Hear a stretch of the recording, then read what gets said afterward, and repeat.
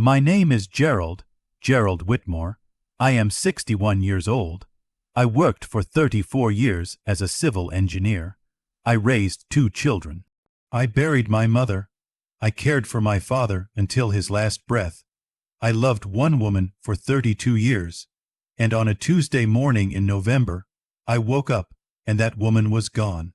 Not just gone from the bed, not just gone from the house, gone from the country. She had packed every piece of jewelry I had ever given her. She had emptied our joint savings account, $214,000, that I had spent decades building, dollar by dollar. She had taken the car. She had taken the artwork off the walls. She had taken the crystal glasses her mother gave us as a wedding gift, even though she never liked them. She left one thing behind, a note on the kitchen counter, written in blue ink, in her neat, careful handwriting. Gerald, I deserve more than this life. Don't look for me. You won't find me, Linda. That was it. No apology. No explanation. No, I'm sorry for the 32 years. Just 7 words and a dash and her name. And if that wasn't enough, 2 hours later, my phone buzzed. It was a text from her sister, Denise. Good luck, poor man. You should have treated her better when you had the chance. I put my phone down on the kitchen counter next to that note. I sat in my chair by the window, the old green armchair that Linda always said was ugly and needed to be thrown away. And I smiled, not because I was happy, not because I wasn't hurt. I was devastated. I want you to understand that. I was absolutely, deeply, quietly devastated. But I smiled because Denise, Linda, and the man she had run away with, they didn't know something. They didn't know that I had been watching for a long time, and they didn't know what was waiting for them on the other side of all of this. But I'm getting ahead of myself. Let me take you back. Let me show you how we got here. I grew up poor. Not we didn't have vacations, poor. I mean, my father worked 2 jobs, and we still couldn't afford new shoes before winter. Poor. I grew up in a small town in Ohio, in a house where the pipes froze every January, and my mother cooked beans 4 nights a week because it was what we could afford. But my parents were good people, honest, hard-working, faithful people. My father used to say to me, Gerald, a man's worth is not in what he owns. It's in what he builds, and who he builds it for. I never forgot that. I worked my way through college, engineering degree, then a job at a construction firm. Started at the bottom, literally carrying equipment and running blueprints. Worked my way up over the years to senior project manager. I met Linda when I was 29. She was 27. She was beautiful, dark hair, bright eyes, a laugh that made the whole room feel warmer. We dated for 2 years. I proposed on a bridge over the river near her parents' house because she always said it was her favorite place in the world. She said yes before I even finished the sentence. We built a life together. We had a son, Marcus, then 3 years later, a daughter, Elaine. We bought a house. We planted a garden. We struggled sometimes. There were years when money was tight, and we argued about bills, and I worked overtime, and she stretched every dollar. But we built something real, or at least I thought we did. What I didn't know, what I wouldn't find out until much later, was that sometime around year 25 of our marriage, Linda had begun to change. Not overnight, slowly, the way a river changes course over years. So slowly you don't notice until one day you look up, and the water is somewhere completely different. She started spending more, designer clothes that appeared in the closet without explanation, a new phone when her old one was perfectly fine, long lunches with friends I had never met, weekend trips to visit her sister Denise that seemed to happen more and more often. I noticed, but I am not the kind of man who shouts. I am not the kind of man who throws accusations around like weapons. I watched, I waited, and I quietly, very quietly began to prepare. About 8 months before that November morning, I found out about Raymond Cole, 44 years old, divorced, import-export business, big smile, expensive watch, leased apartment in the city. I found out because I came home early one afternoon. A meeting was canceled, and I saw a car parked in front of my house that I didn't recognize. A silver Mercedes.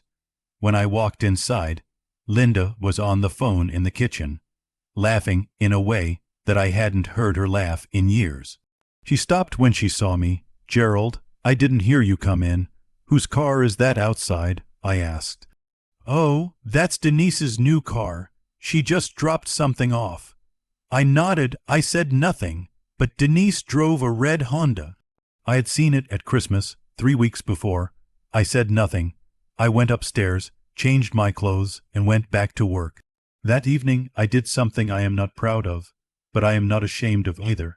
I am a careful man, and careful men verify before they act. I hired a private investigator.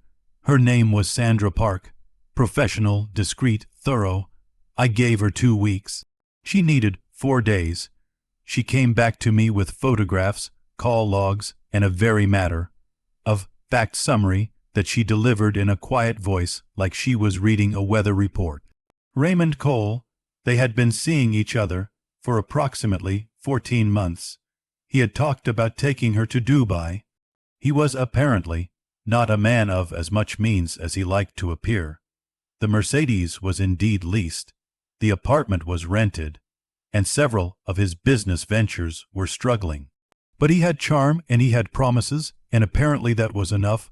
I paid Sandra, I thanked her. I drove home.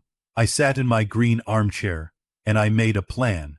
The plan now here is what most people don't understand about me. I am not a vengeful man. I want to be very clear about that. But I am a prepared man. My father also used to say, "Son, don't just react to what people do to you. Respond to it. There's a difference. Reacting is emotion. Responding is wisdom." So I responded. The first thing I did was call my attorney, a man named Howard Briggs, who I had known for 15 years and trusted completely. I told Howard everything. Howard listened without interrupting, which is why I like him, and then he said, very calmly, "Gerald, we need to restructure some things." And we did. Over the next several months, we quietly, carefully, legally reorganized my financial life. You see, in 34 years of working, I had not just been saving in joint accounts. I am a careful man.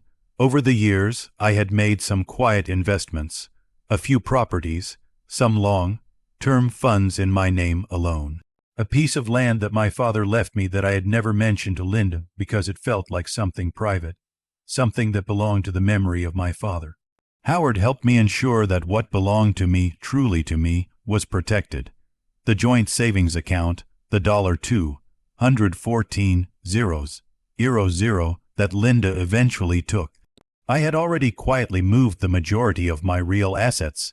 That $214,000 was real money that hurt to lose, but it was not everything. Not even close. There was also the matter of the house, our home, the house we had lived in for 22 years. Linda assumed the house was jointly owned, and that when she left, she would be entitled to half. She had even mentioned it once, casually, during an argument about 6 months before she left. She had said, "You know, Gerald, I could walk out of this house tomorrow, and I'd be entitled to half of everything." I had nodded and said nothing. What she didn't know was that the house was no longer structured the way she assumed. Howard had helped me with that as well. Everything legal, everything properly documented. But I'm not going to explain all of that right now, because there is something more important I need to tell you first. Something about my son, Marcus. Marcus was 31 years old, my firstborn, my son.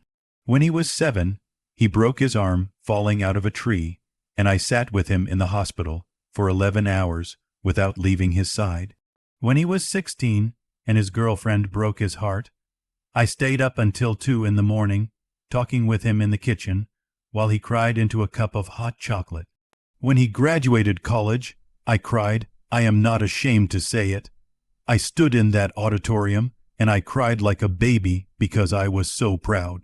Marcus had married a woman named Carla 2 years before all of this happened. Carla was beautiful and smart and ambitious. She came from a wealthy family, and she had grown up with certain expectations about life. She was not a bad woman, but she was a woman who measured things. She measured success. She measured status. She measured whether the people around her were rising or falling. When Linda left and word got around the family, and it got around fast, because Denise made sure of that, something shifted in Marcus. He called me 4 days after Linda disappeared. "Dad," he said, "I heard what happened." "Yes," I said. "Are you okay?" "I'm fine, son." I told him, "Don't worry about me." There was a pause, and then he said something that I felt like a stone dropping into still water.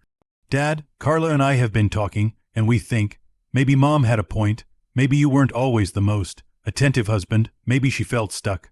I said nothing. "I'm just saying," he continued, "maybe it's not entirely her fault."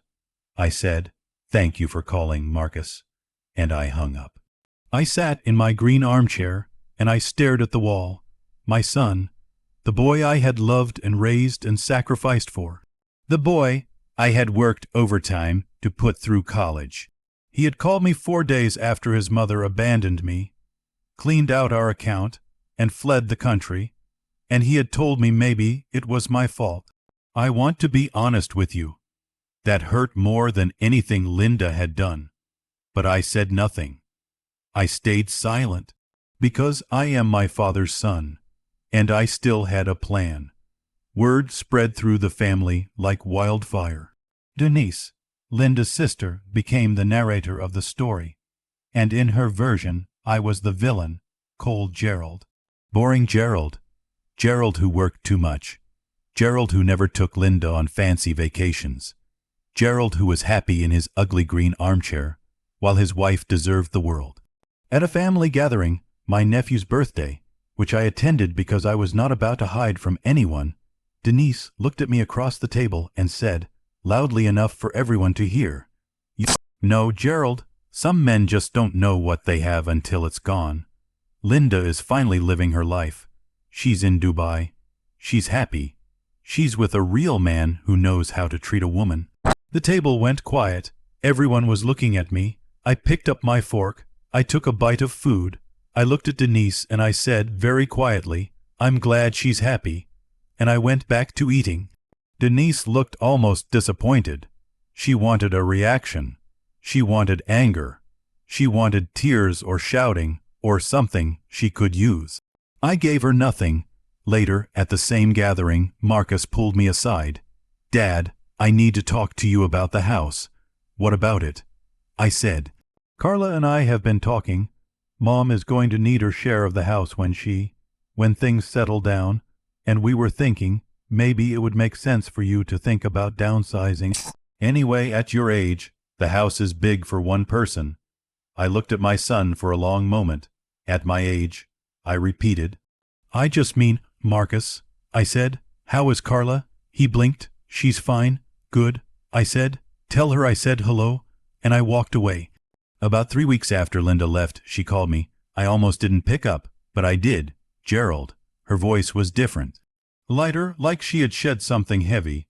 "Linda," I said, "I want you to know I'm not coming back." She said, "I want a divorce. Raymond and we're building a life here. I need you to start the paperwork." "All right," I said. A pause. She had expected more. "That's it. All right. What else would you like me to say, Linda?" Another pause. "You should be angrier," she said. "Why aren't you angry?" "I am many things," I said slowly, "but I'm not going to waste my anger on something I can't change." "The house," she started. "We can discuss the house through our attorneys," I said. "Howard Briggs is handling things on my side. You can have your attorney contact him." "Gerald, I want my half, Linda," I said, and there was something in my voice, something calm and quiet and utterly certain, that made her stop. "Contact Howard," I said. "Have a good evening." I hung up. 2 days later, Linda's attorney contacted Howard. And that is when the first shock came for them. I need to stop here for a moment, because what I am about to tell you is the part of this story that changed everything. The part that Linda didn't see coming. The part that Raymond certainly didn't see coming. Do you remember that piece of land my father left me? It was 47 acres of land in a county about 90 miles from where we lived. I had never developed it. I had always intended to someday, but life got busy. It sat there for years, quiet and unremarkable, with just some old trees and a creek running through the back of it. What nobody knew, including me, for a long time, was what was underneath that land. About 2 years before all of this, a geological survey company had approached me quietly. They were doing assessments in the region. They had identified something on their preliminary scans, and they wanted access to my land for a more detailed survey. I signed the permission forms. I thought nothing of it. Then, about 8 months before Linda left, right around the time I found out about Raymond, I got a call from a man named Thomas Ellery. He was a representative for an energy company. He said, "Mr. Whitmore, we'd like to discuss your property. There is a significant natural gas deposit beneath your 47 acres. We would like to talk about mineral rights acquisition." I sat very still during that phone call. I asked him what they were proposing. He gave me a number. I asked him to repeat it. He did. The number was $4.7 million. $4.7 million for land my father left me. For land that Linda had never cared about, never asked about, never known was in my name alone because I had inherited it before we were married, and she had simply never thought to ask about it in 32 years. I told Thomas Ellery I would be in touch. I did not sign anything, not yet. I waited. I waited because I am a patient man, and I wanted to see how things played out. When Linda left, when Denise sent her cruel little text, when Marcus told me maybe it was my fault, when Carla suggested I downsize for my age, I let it all happen. I absorbed it all, quietly, in my green armchair, because I knew what was coming, and I had already decided what I was going to do with it. Howard called me on a Wednesday morning about 6 weeks after Linda's departure. "Gerald," he said, "they've filed for the house. Her attorney is asserting joint marital property rights." "All right," I said. "I've responded with the documentation." Howard said. There was a quiet satisfaction in his voice. "I think they're about to have a very unpleasant morning." The documentation Howard had filed included several things. First, the title restructuring that we had completed legally and properly months before Linda left. The house had been reorganized as part of a family trust, a trust in my name and the names of my children. Linda's name had been removed from direct ownership during a legal refinancing process that she had signed documentation for, during a period when she clearly hadn't read what she was signing. Everything above board, everything legal. Second, a full accounting of the marital assets, which revealed that the $214,000 in the joint account was in fact the sum total of joint marital assets. Everything else was either in my name prior to marriage, properly documented as separate property, or held within the family trust. Third, Howard had also quietly filed divorce proceedings first, which established our jurisdiction and timeline in a way that was advantageous to me. Linda's attorney called Howard that same afternoon. Howard told me later that the man had been quite loud on the phone. I heard from Howard that Linda's attorney was not pleased. I said, "No," said Howard, with a small smile in his voice. He was not. 3 days later, I signed the agreement with Thomas Ellery's company. $4.7 million for the mineral rights to 47 acres of land that no one had thought about in 32 years. That same afternoon I called Marcus. "Son," I said, "I'd like you and Carla to come to dinner on Saturday. There are some things I want to talk to you about. A pause. Dad, what things? Saturday, I said. I'll cook. Marcus and Carla arrived at 7 o'clock on Saturday evening.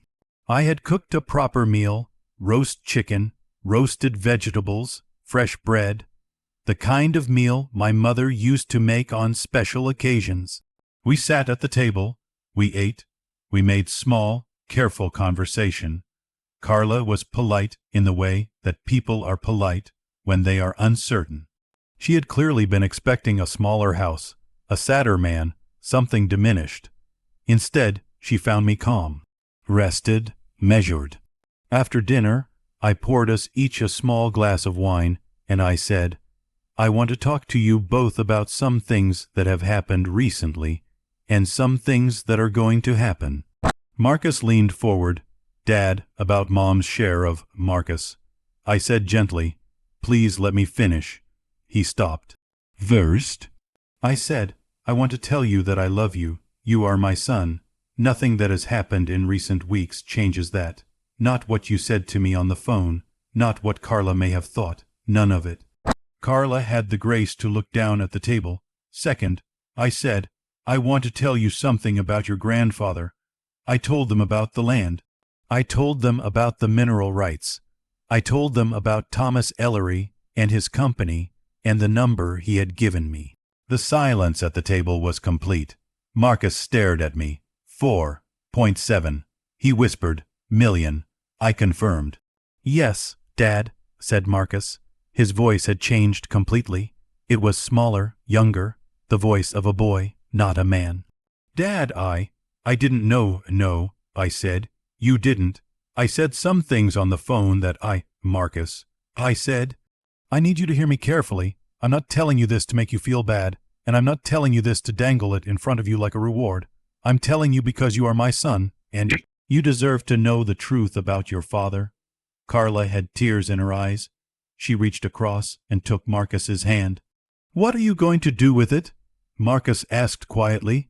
Some of it I have already given away, I said. They both looked at me. My daughter Elaine. I haven't talked enough about Elaine. Elaine was 28. She was a teacher. She lived in a small apartment across town, and she drove a second-hand car, and she had spent the last 3 years paying off her student loans by herself because she always said, Dad, I want to do this on my own. When Linda left, Elaine had driven to my house the very same day. She had knocked on my door. She still knocked, always, even though I'd told her 1,000 times she didn't need to. And when I opened it, she had simply put her arms around me and held on. She hadn't said it was my fault. She hadn't asked about assets or houses or inheritances. She had just held her old father in the doorway and said, I'm so sorry, Dad. I love you. That was it. In the weeks that followed, she had checked on me every day, not with fanfare, a text in the morning, a call in the evening, a surprise bowl of soup left on my porch on a Wednesday because she had made extra. She had said nothing about Raymond, nothing about Linda, nothing about any of it unless I brought it up. She simply showed up, quietly, consistently, faithfully, the way good people do. So before I met with Marcus and Carla, before I signed anything else, before I made any other decisions about that money, I had called Elaine. I had asked her to come and see me.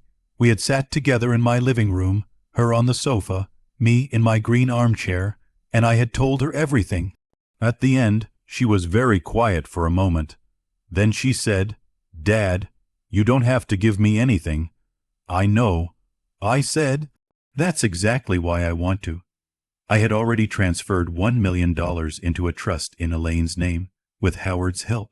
For a house, for her future, for whatever she needed, she had cried, not dramatically. The way people cry when they are truly, unexpectedly moved, just quietly, with their hand over their mouth and their eyes full. I reached over and patted her hand, and I said, You showed up for me when it cost you nothing to look away. That's not nothing, my girl. That's everything. While all of this was happening with me, things were not going well in Dubai. Raymond Cole, it turned out, was not the man he had presented himself to be. Sandra Park, my investigator, had done some follow-up work at my request. What she uncovered was both predictable and sad. Raymond's business was not just struggling. It was collapsing. He owed significant money to investors. Several of his deals had fallen through. The lifestyle he had promised Linda, the apartment in Dubai, the luxury, the real man. Experience was being funded largely by debt and by the $214,000 Linda had brought with her. When that money started running low, things changed. Linda called me about 4 months after leaving. This time her voice was different, not lighter, heavier. Like something had settled on top of her that she couldn't lift. "Gerald," she said. "Linda," I said. "I need to, I wanted to." She stopped, started again. "Raymond and I are having some difficulties." I said nothing. Things aren't what I thought they were going to be," she said. I said nothing. "Gerald, I was wondering if I know I don't have any right to ask Linda," I said gently. "I filed for divorce in November. Howard has sent the papers to your attorney. When those are finalized, you will receive what the settlement outlines. I genuinely wish you well, but we are done." A long silence. "Gerald," she whispered, "I made a mistake." "Yes," I said. "You did." "Gerald, take care of yourself, Linda," I said. "I mean that." And I hung up. I am not going to tell you I didn't feel anything. I felt something. I felt grief. Not for what I had lost. I had started to understand that what I lost was already gone long before November, but grief for the 32 years, for the young woman on the bridge who had said yes before I'd finished asking, for the life we had once genuinely shared. I let myself feel that, and then I let it go. About 5 months after Linda left, Denise called me. She did not text. She called. And from the very first moment, I could hear it in her voice, that careful, slightly too casual tone of someone who has realized they have made a terrible mistake and is trying to figure out how to walk it back without admitting it. "Gerald," she said, "I've been meaning to call." "Hello, Denise," I said. "I just wanted to check in, see how you were doing." "I'm doing well," I said. "Thank you. I heard some things," she said. "About the land and about Gerald." She caught herself. "About you. And I just wanted to say that I was harsh on you in that text. After Linda left, I said some things that were unkind." I waited. I said, "Good luck, poor man," she said, "and that wasn't right of me. Gerald, I'm sorry." I said, "I appreciate that, Denise." "Linda, she's not doing well," Denise said quietly. Things with Raymond are really bad. And she misses her family. She misses Marcus and Elaine. She misses... A pause. "She asked me if you were okay. Tell her I'm fine," I said. "Tell her I'm genuinely, honestly fine. She made a terrible mistake, Gerald." "Yes," I said. "She did. Do you think you could ever..." "No." I said. "No, Denise, I'm sorry, but no." After I hung up, I sat in my green armchair, my ugly, wonderful, perfect green armchair, and I thought about all of it for a long time. I thought about my father and what he taught me. I thought about patience and preparation and what it means to respond instead of react. And then I did something I hadn't done in a long time. I called my daughter. "Hey, old man." Elaine said, "What's up?" "Nothing," I said. "I just wanted to hear your voice." A smile in hers. "You okay, Dad?" "Yeah," I said. "I'm good, sweetheart. I'm really good. I am going to tell you what my life looks like now. I wake up every morning in my house. The house Linda wanted me out of. The house Marcus once suggested I downsize. I wake up and I make coffee and I sit in my green armchair by the window and I watch the morning come in. My relationship with Marcus has recovered. It took work. It took honesty. It took a difficult conversation over dinner in which my son, my proud, career-focused Carla, influenced son, sat across from me with tears in his eyes and said, "Dad, I am so ashamed of how I acted. I listened to the wrong voices. I should have been here for you the way Elaine was. I told him the truth. You hurt me. But you are my son and I love you. Now let's move forward. We have moved forward. Carla, to her credit, has changed. People can surprise you. She has become warmer. More present. She came to help me repaint the back porch last spring, unbidden, and she worked quietly beside me for 3 hours, and at the end she said, "Gerald, I want you to know I respect you." That meant something. Elaine bought a house, a real house with a yard and a front porch. She planted a garden. I helped her with the first beds, and she is the happiest I have ever seen her. I have retired, fully, finally, with no guilt about it. I travel, not extravagantly, not to perform a lifestyle for anyone, but I have been to 3 national parks I always wanted to see. I have gone fishing on a lake in Montana with Howard, who it turns out is an excellent fisherman and a better friend than I knew. I have found a quietness in myself that I am not sure I have had since I was a young man walking across my father's land on a summer afternoon, thinking about the future. And Linda? Linda came back to the country 6 months after she left. Raymond's business had fully collapsed. She stayed with Denise for a while. She lost weight. She aged, people said, though I didn't see her myself for a long time. The divorce was finalized. She received what the settlement dictated, which was less than she expected, though everything was handled fairly and legally. I heard from Marcus that she regretted what she had done. Not just the money, not just the lost comfort, but the thing itself. The leaving, the note, the cruelty of it. I hope she finds peace. I do.